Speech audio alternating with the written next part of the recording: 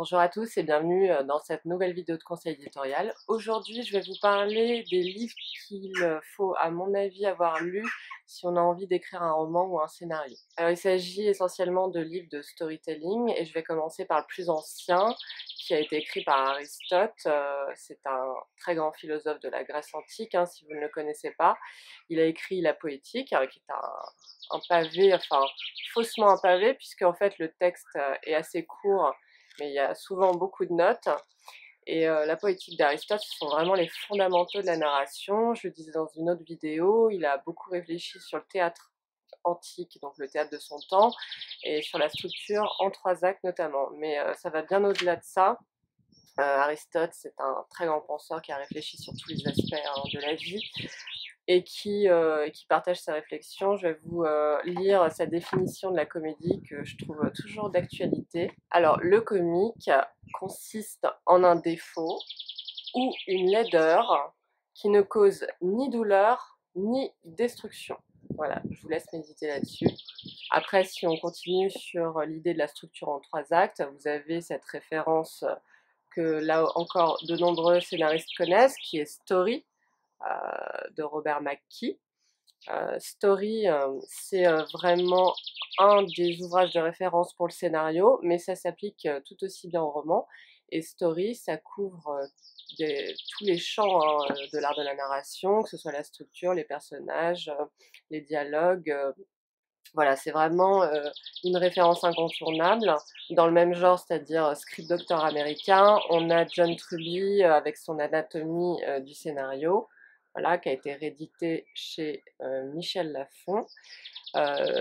John Truby, c'est quelqu'un de très actif aujourd'hui à Hollywood. Il corrige énormément de scénarios. C'est considéré comme l'une des grandes références du milieu. Il donne beaucoup de masterclass et il a tenté de dépasser la structure en 3 actes en proposant une structuration en 7 étapes et en 22 étapes. Selon John Truby, tout récit, quelle que soit sa taille, quelle que soit sa nature, devrait passer par ces 7 étapes s'il veut être structuré, s'il veut déclencher des émotions chez son lecteur. Alors un autre livre cette fois-ci de David Corbett, ça s'appelle The Art of Character, l'art des personnages. David Corbett, malheureusement, n'a pas été traduit en français.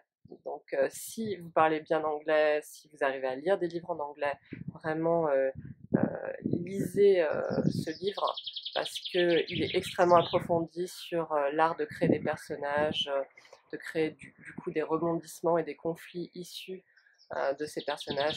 C'est extrêmement complet, c'est un des livres sur les personnages qui m'a le plus aidé vraiment pour en concevoir par la suite. Et petite parenthèse, d'une manière générale, comme il y a énormément de livres de storytelling qui sont écrits en anglais, si vous maîtrisez un peu cette langue, même si vous n'êtes pas totalement à l'aise, moi je vous invite à essayer de vous améliorer parce que vous allez avoir accès à vraiment des livres de qualité qui ne sont pas traduits en français.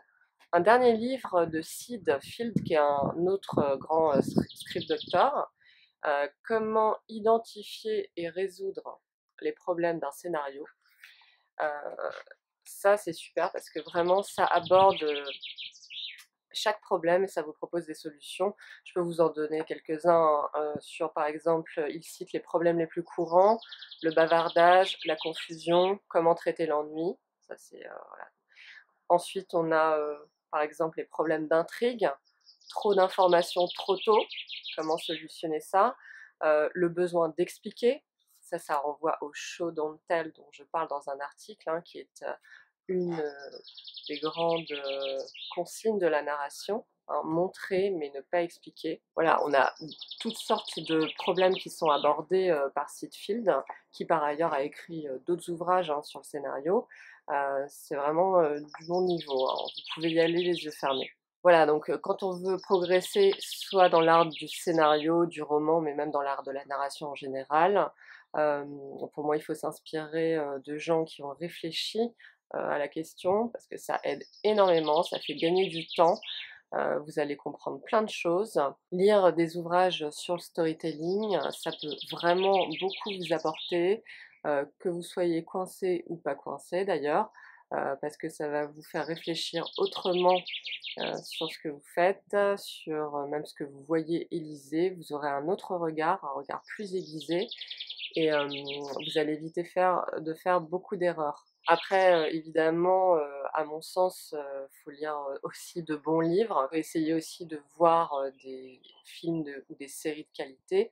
Il n'y a pas meilleure école, hein, quand on commence à analyser ces ouvrages-là, par exemple des classiques. Vous allez voir, par l'exemple, comment font les plus grands. Et ça, c'est toujours une très grande source d'apprentissage. Voilà, c'est tout pour aujourd'hui. Je vous dis à très bientôt et très bonne écriture à vous.